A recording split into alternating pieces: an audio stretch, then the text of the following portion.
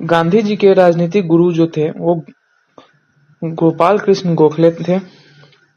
देखिए, अब हम लोग बढ़ते हैं परिणाम के साथ अंतर संबंध क्या क्या हुए, सो जरा हम लोग जानेंगे।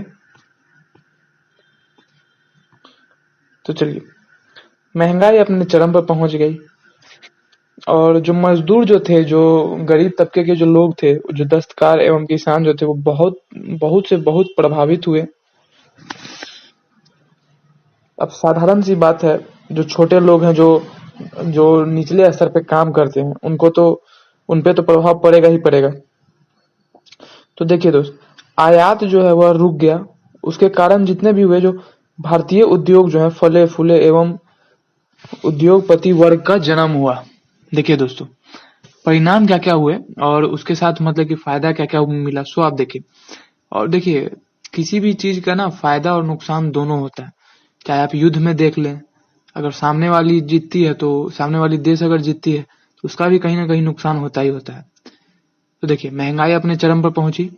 फिर मजदूर जो और दस्तकार जो लोग थे, जो गरीब तबके के जो लोग थे, जो लोहार हो गए, मछली बेचने वाले, फिर तांगा चलाने वाले जो गरीब लोग हैं, उन लोगों को वो लोग बहुत प्रभावित हुए। आयात रुक गया, फलतः भारतीय उद्योग को इसमें बहुत फायदा हुआ और उद्योगपति वर्ग का जन्म हुआ। राष्ट्रवादी भावना के प्रवाह के बावजूद उपनिवेशों पर कठोर नियंत्रण का प्रयास हुआ।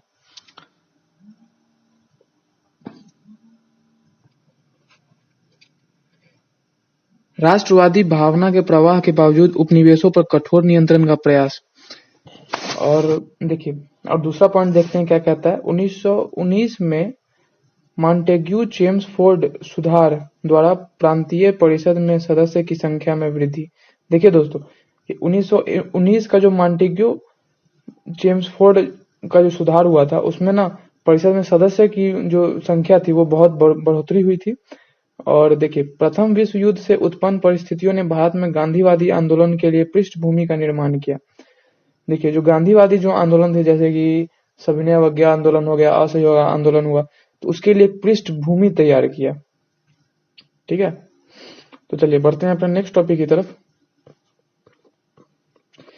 राष्ट्रीय आंदोलन के जो चरण थे वो इस तरह से बटे हुए थे, हम लोग ध्यान में रखेंगे इसको।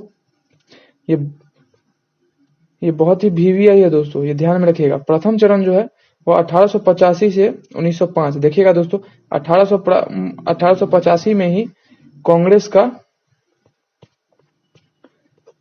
का जन्म हुआ था दोस्तों, ध्यान में रखिएगा दोस्तों, 1885 में। और प्रथम चरण भी 1885 से 1905 तक है। 1905 में दूसरा चरण जो है 1905 से 1919 के बीच है, ध्यान में रखिएगा। तृतीय चरण जिसको कहेंगे वो हो गया 1919 से 1947 तक। 1947 आजादी का समय। असहयोग आंदोलन, ये ध्यान में रखिएगा दोस्तों, ये बहुत ही वीवीआई है दोस्तों, बहुत ही वीवीआई है, ध्यान में रखिएगा। असहयोग आंदोलन जो है 1920 से 1922 तक। सविनय अवज्ञा आंदोलन, ये आपसे जरूर ही पूछेगा, ये समझिए, ये 3 नंबर जो है ये बहुत ही वीवीआई है दोस्तों, इसलिए मैं आपको ज्यादा हाईलाइट कर रहा हूं ताकि आप समझ सकें। तो चलिए दोस्तों, सविनय अवज्ञा आंदोलन जो है 1930 से 1934 के बीच में, और भारत छोड़ो आंदोलन जो है 1942 में हुआ था। चलिए दोस्तों, मैं आपको क्लियर कर दूं। देखिए, ये जो तृतीय चरण है,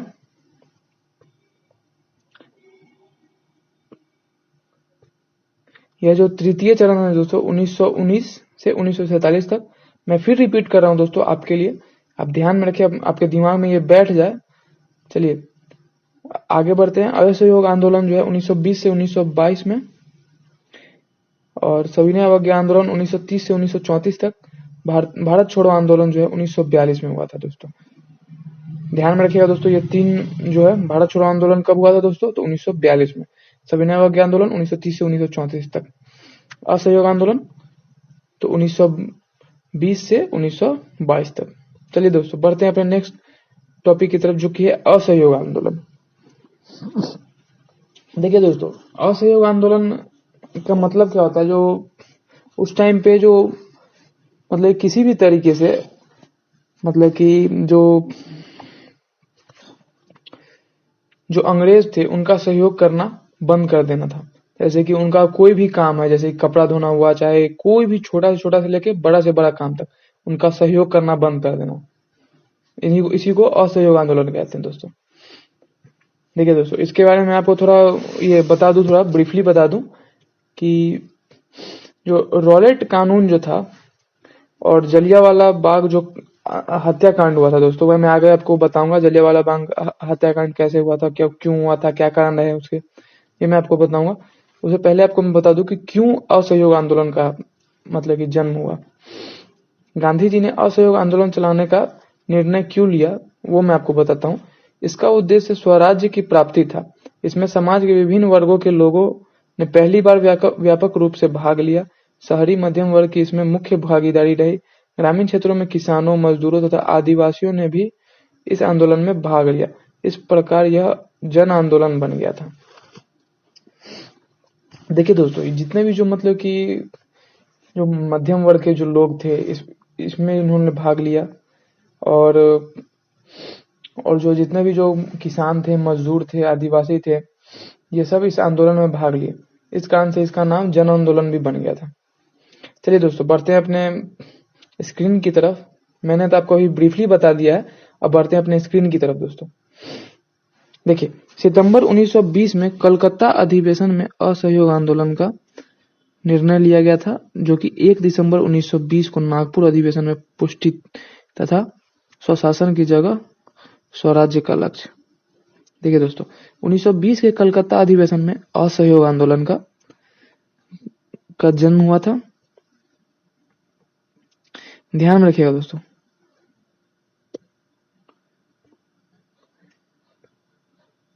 और प्रथम जन आंदोलन क्योंकि व्यापक स्तर पर अधिकांश वर्गों की भागीदारी थी। देखिए दोस्तों, सितंबर 1920 में कलकत्ता अधिवेशन में असहयोग आंदोलन चलाने का निर्णय लिया गया था। ध्यान में रखिएगा। और जो प्रथम जन आंदोलन जो था, क्योंकि व्यापक स्तर पर अधिकांश वर्गों की भागीदारी थी असहयोग आंदोलन में। मैंने आपको अभी जस्ट बताया था कि प्रथम जन आंदोलन, ये पहला जन आंदोलन बना भारत का, जिसमें हर तबके के जो लोग थे, गरीब से गरीब, मध्यम वर्ग जो थे, वो भी भाग लिए थे। और ये किसके बाद हुआ था? जलियांवाला बाग कांड के बाद हुआ था। चलिए दोस्तों, रॉलेट एक्ट के बारे में मैं आपको बताऊं। देखिए, रॉलेट एक्ट जो है, मैं आपको पहले ब्रीफली बता देता हूं कि रॉलेट एक्ट आखिर है क्या। देखिए, ध्यान से आप समझेंगे तो आपको समझ में आ जाएगा। देखिए, भारत में बढ़ती हुई राष्ट्रवादी घटनाओं एवं असंतोष को दबाने के लिए रॉलेट एक्ट को लाया गया था, जिसके अंतर्गत सरकार किसी भी व्यक्ति को बिना साक्ष्य एवं वारंट के भी गिरफ्तार कर सकती थी। देखिए दोस्तों, उस टाइम की जो शासन प्रक्रिया थी, वो तो थी ब्रिटिश सरकार के पास। और अगर किसी भी लोगों के लिए अगर उनके पास अगर कोई भी सबूत नहीं है, या फिर वह क्रिमिनल हो या ना हो, अगर उसका मन है तो वो उठा के ले जा सकता है। इसमें आप कुछ नहीं कर सकते। इसी का विरोध करने के लिए रॉलेट एक्ट का जन्म हुआ था। इस अधिनियम के अंतर्गत एक विशेष न्यायालय के गठन का प्रावधान था, जिसके निर्णय के विरुद्ध कोई अपील नहीं की जा सकती थी, इसलिए इसका विरोध हुआ। देखिए दोस्तों, ये जो रॉलेट एक्ट है, इसका विरोध इसलिए करना जरूरी था क्योंकि ब्रिटिश सरकार जो थी, वो किसी को मनमाने तरीके से किसी को भी उठा सकती थी, किसी को भी ले जा सकती थी, और किसी के साथ मुकदमा दर्ज करा सकती थी। इसमें कोई कुछ नहीं कर सकता। चलिए दोस्तों, मैंने आपको अभी ब्रीफली बता दिया। अब अपने बढ़ते हैं अपने स्क्रीन की तरफ, जो कि इसमें क्या कह रहा है जरा हम लोग जानेंगे। अगर मैं अभी आपको फिर रिपीट कर दूंगा तो आपके लिए आसान हो जाएगा समझना। देखिए दोस्तों, बिना मुकदमा चलाए जेल में बंद किया जा सकता था। काला कानून इसे कहा जाता है। कोई अपील नहीं, कोई दलील नहीं, कोई वकील नहीं। रॉलेट एक्ट के खिलाफ प्रदर्शन के दौरान अमृतसर में डॉक्टर सत्यपाल एवं सैफुद्दीन किचलू की गिरफ्तारी हुई। देखिए दोस्तों, बिना मुकदमा चलाए जेल में बंद कर दिया जा सकता था। काला कानून इसे कहा जाता था। कोई अपील नहीं, कोई दलील नहीं, और कोई वकील नहीं। रॉलेट एक्ट के खिलाफ प्रदर्शन के करने के क्रम में डॉक्टर सत्यपाल को और सैफुद्दीन किचलू को गिरफ्तार किया गया था। ध्यान में रखिएगा दोस्तों। चलिए दोस्तों, बढ़ते हैं अपने अगले महत्वपूर्ण टॉपिक की तरफ, जो कि ये बहुत ही महत्वपूर्ण है दोस्तों, जलियांवाला बाग। आपने आपने भगत सिंह की मूवी अगर देखी होगी तो आपको भी पता चल गया होगा कि स्टार्टिंग के ही सीन में जलियांवाला बाग कांड का दिखाया गया सीन सब। ये उस टाइम का बहुत ही गंदा और बहुत ही दर्दनाक सीन था दोस्तों। चलिए दोस्तों बढ़ते हैं कि अपने किताब में हमारे क्या लिखा गया वो जरा हम लोग जानेंगे। देखिए, ये जो जलियांवाला बाग जो कांड है वह क्यों हुआ था, उसके क्या कारण रहे थे और क्यों मतलब कि सबको गोली मार दी गई थी। तो देखिए दोस्तों, मैं आपको बताऊं कि जलियांवाला बाग कांड का क्या कारण है, नहीं है, सब बताता हूं। देखिए, गिरफ्तारी के विरोध में पंजाब में अमृतसर के जलियांवाला बाग, देखिए अमृतसर का जलियांवाला बाग है, जलियांवाला बाग एक जगह है अमृतसर के में 13 अप्रैल 1919 को शांतिपूर्ण सभा पर जनरल डायर के आदेश से गोली चलाई गई, जिससे सैकड़ों लोग मारे गए। देखिए दोस्तों, गिरफ्तारी के जो विरोध में पंजाब में जो अमृतसर के जो जलियांवाला बाग है उसमें, और देखिए दोस्तों, ये जो रॉलेट एक्ट हुआ था उसके जो उनके जो गिरफ्तार हुए थे उनके लोग जिसका नाम था डॉक्टर सत्यपाल एवं सैफुद्दीन, तो वही रॉलेट एक्ट के विरोध में ये लोग अपना ये विरोध में अपना प्रदर्शन कर रहे थे, जिसमें जनरल डायर थे उस टाइम में, उनके सामने प्रदर्शन किया जा रहा था और जनरल डायर के कहने पे ही गोली चलाई गई थी। ध्यान में रखिएगा दोस्तों, जनरल डायर के कहने पे ही गोली चलाई गई थी और लास्ट में जनरल डायर को भगत सिंह ने गोली मार दी थी। देखिए दोस्तों, 13 अप्रैल 1919 को शांतिपूर्ण सभा पर जनरल डायर के आदेश से गोली चलाई गई थी। उसमें बहुत से लोग मारे गए थे दोस्तों, बहुत भगदड़ मच गया था, कितने लोग कुआं में कूद गया क्योंकि ताकि गोली न लगे, और कुआं में सबको दम फूलने से, सांस न मिलने से और डूब जाने से बहुत से लोग एक के ऊपर सब चढ़े जा रहे थे, उसमें सारे लोग मारे गए, बहुत कुछ ही लोग बचे थे उस टाइम में। चलिए दोस्तों बढ़ते हैं। रविन्द्रनाथ टैगोर ने नाइट एवं गांधी जी ने केसरे हिंद की उपाधि त्याग दी। ये जो जलियांवाला बाग जो कांड हुआ था उसमें रविन्द्रनाथ ने नाइट की उपाधि एवं गांधी जी ने केसरे हिंद की उपाधि त्याग दी थी। ये बहुत ही वीवीआई है दोस्तों, ध्यान में रखिएगा, ये बहुत ही वीवीआई है। जलियांवाला बाग हत्याकांड की जांच के लिए हंटर समिति का गठन हुआ था। ध्यान में रखिएगा दोस्तों, किस समिति का गठन हुआ था, तो हंटर समिति, याद में रखिएगा। चलिए दोस्तों, आपको पता ही होगा कि जलियांवाला बाग जो हत्याकांड हुआ था वो 13 अप्रैल 1919 को हुआ था और शांतिपूर्ण तरीके से जो मतलब कि प्रदर्शन हो रहे थे उसको बहुत ही ज्यादा दर्दनाक और एक गंदा पल जो जिसको कहा जा सकता है वह बना दिया था जनरल डायर ने, सबको गोली मारने का आदेश चलाने से। और रविन्द्रनाथ टैगोर और गांधी जी ने अपनी उपाधि त्याग दी थी। रविन्द्रनाथ टैगोर ने नाइट की उपाधि एवं गांधी जी ने केसरे हिंद की उपाधि त्याग दी थी। चलिए दोस्तों बढ़ते हैं अपने नेक्स्ट टॉपिक की तरफ कि खिलाफत का जो मुद्दा है वह क्यों, उसका कारण क्या थे खिलाफत आंदोलन का। और खिलाफत आंदोलन पे आप समझ लीजिए कि एक टिप्पणी देना है जो आपको आपसे पूछा जा सकता है। देखिए दोस्तों, इसका कारण क्या है। खिलाफत जो है, खिलाफत का जो मुद्दा है, देखिए तुर्की का सुल्तान खलीफा इस्लामी जगत का धर्मगुरु भी था। देखिए दोस्तों, तुर्की का जो सुल्तान है, ये तुर्की लिखा हुआ है, इसका जो सुल्तान है इसको धर्मगुरु भी कहा जाता है दोस्तों, इस्लामी जगत का धर्मगुरु। सेवर्स की संधि द्वारा उसकी शक्ति और प्रतिष्ठा नष्ट कर दी गई थी। इससे भारतीय मुसलमान उद्वेलित हो गए। खलीफा को पुराना गौरव या उसकी प्रतिष्ठा को पुनर्स्थापित करने के लिए 1919 में अली बंधुओं ने खिलाफत समिति बनाकर आंदोलन करने की योजना बनाई। 17 अक्टूबर 1919 को खिलाफत दिवस मनाया गया। देखिए दोस्तों, 17 अक्टूबर 1919 को, देखिए दोस्तों 17 अक्टूबर 1919 को खिलाफत दिवस मनाया गया। 1924 में तुर्की के शासक मुस्तफा कमाल पाशा द्वारा खलीफा के पद को समाप्त कर देने के लिए खिलाफत आंदोलन समाप्त हो गया। देखिए दोस्तों, ये जो तुर्की के जो सुल्तान थे खलीफा इस्लामी जगत का धर्मगुरु भी था। देखिए दोस्तों, ये जो अब सीधा से समझ ले कि खिलाफत जो मुद्दा है वो क्यों उठा था। देखिए दोस्तों, जितने भी जो भारतीय मुसलमान थे उन मतलब कि वह चाहते थे कि उनका पुराना जो गौरव है, प्रतिष्ठा है, उनको पुनर्स्थापित किया जाए, पुनर्स्थापना हो। इस कारण से जो खिलाफत का जो मुद्दा था वह उठा था, जो कि 1924 में आते आते खत्म भी हो गया था। चलो दोस्तों, मैंने तो आपको अभी ब्रीफली बता दिया। अब पढ़ते हैं अपने जो स्क्रीन पे जो क्या क्या लिखा है सो हम लोग जानते हैं। देखिए दोस्तों, तुर्की के खलीफा को पुनर्स्थापित करने हेतु भारतीयों द्वारा 1919 में अंग्रेजों के खिलाफ किया गया आंदोलन। देखिए दोस्तों, तुर्की के खलीफा को जो पुनर्स्थापित करने के लिए भारतीयों द्वारा 1919 में अंग्रेजों के खिलाफ आंदोलन किया गया था। दोस्तों ध्यान में रखिएगा।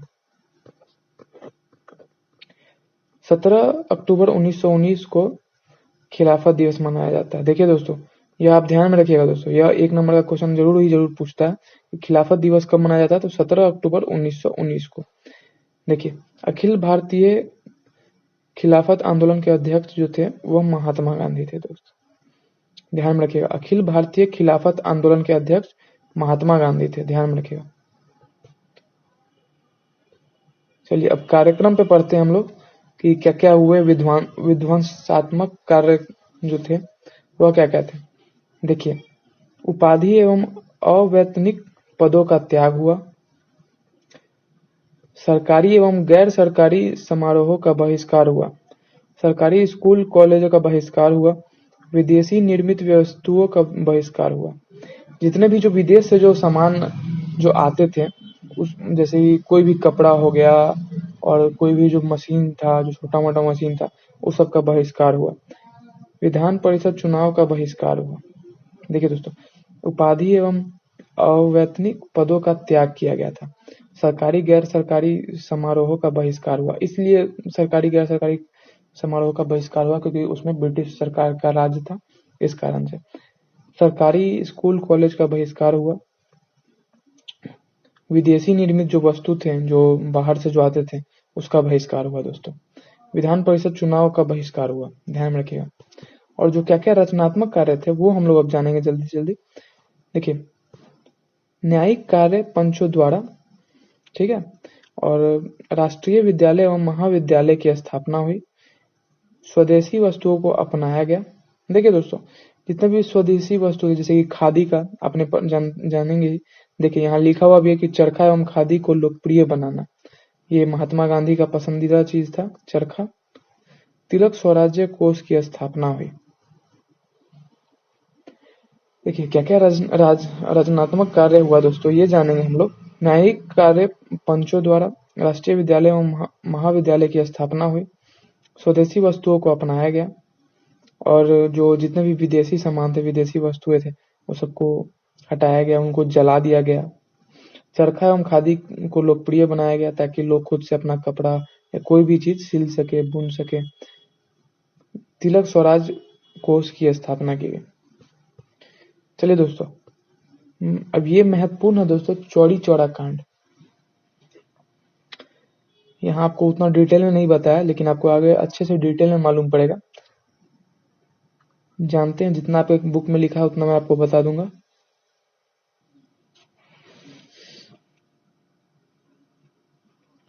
देखिए, उत्तर प्रदेश के गोरखपुर जिले के चौरी चौरा में 5 फरवरी 1922 को भीड़ द्वारा 22 पुलिसकर्मियों को जला दिया गया था। देखिए दोस्तों, यह जो उत्तर प्रदेश में गोरखपुर जिले में चौरी चौरा कांड जो हुआ था, उसमें 22 पुलिस कर्मियों को जला दिया गया था। तत्पश्चात 12 फरवरी को बारदोली में बैठक कर गांधी जी ने आंदोलन स्थगित किया। ये जो आंदोलन था, असहयोग आंदोलन, वह स्थगित कर दिया गया था। और देखिए दोस्तों, एक तरह से अगर हम लोग समझ जाए कि अगर ये चौरी चौरा कांड अगर नहीं हुआ रहता तो गांधी जी के अंतर्गत, मतलब कि गांधी जी का कहना था, गांधी जी के जो सोच थी, उनसे जो मतलब कि हम लोग को आजादी बहुत पहले ही मिल जाती, लेकिन उन्होंने असहयोग आंदोलन वहीं पे रोक दिया, वहीं पे स्थगित कर दिया। क्यों? चौरी चौरा कांड के बाद, जिसमें 22 पुलिस वालों को जिंदा जला दिया गया था। चलिए दोस्तों, उसके परिणाम क्या क्या निकले सो हम लोग जानेंगे दोस्तों। देखिए दोस्तों, असहयोग आंदोलन में चौरी चौरा की घटना का क्या महत्व है, सो आप समझिए, मैं आपको ब्रीफली बता दूं। देखिए दोस्तों, इस घटना से गांधी जी काफी दुखित हुए थे और उन्होंने तत्काल असहयोग आंदोलन को वापस लेने का निर्णय लिया था, क्योंकि इसमें क्या हुआ था कि जो पुलिस थाना पर हमला कर अनेक पुलिस कर्मियों को जिंदा जला दिया गया था। अब देखिए दोस्तों, इसके परिणाम क्या क्या निकले सो हम लोग जानेंगे दोस्तों। परिणाम क्या क्या निकले सो देखिए। खिलाफत के मुद्दे का अंत हो गया। वो जो खिलाफत जो मुद्दा था, जिसमें तुर्की का सुल्तान खलीफा इस्लामी जगत का धर्मगुरु भी जो था, और जिसमें मतलब कि खलीफा को जो पुराना गौरव या उसकी प्रतिष्ठा को जो पुनर्स्थापित करना था, उसके मुद्दे का अंत हो गया था दोस्तों। हिंदू मुस्लिम एकता प्रभावित हुई थी। हिंदू मुस्लिम जो एकता थी वह बहुत ज्यादा प्रभावित हुई थी। स्वराज्य का लक्ष्य अपूर्ण हो गया। देखिए दोस्तों, मैंने आपको अभी जस्ट बताया कि जो आज़ादी जो थी, जो 1947 में मिली थी, वह उस टाइम में मिल सकती थी। उस टाइम में ज़्यादा मतलब कि ट्रेंडिंग पे चल रहा था, लेकिन स्वराज्य का जो लक्ष्य था जो अपूर्ण रह गया, अधूरा रह गया। कांग्रेस का मजबूत संगठनात्मक ढांचा का निर्माण। कांग्रेस का मजबूत संगठनात्मक ढांचा का निर्माण हुआ। अंग्रेजी सत्ता की नींव हिली थी। देखिए दोस्तों, वह जो चौरी चौरा जो कांड हुआ था, उस कांड से अंग्रेजी सत्ता की नींव हिल गई थी दोस्तों। उनको लग ही नहीं रहा था कि जो भारतीय लोग जो हैं वह प्रोटेस्ट करेंगे। उन्हें लग रहा था कि जो नरम दल है वो आराम से नॉर्मल सब कुछ होता रहेगा। तो दोस्तों, ये आपका चैप्टर नंबर 4 भारत में राष्ट्रवाद खत्म हुआ। और आप मेरे चैनल को सब्सक्राइब कर ले ताकि आपके लिए नेक्स्ट वीडियो में लेकर आऊँ, और आपको और बेल आइकन को दबा दे ताकि आपके लिए नेक्स्ट वीडियो आपके लिए आता रहे। और मैं हर सब्जेक्ट का चैप्टर में आपको डीपली एक्सप्लेन करके आपको मैं बताऊंगा, इसलिए मेरे चैनल को सब्सक्राइब कर ले। Thanks for watching my videos.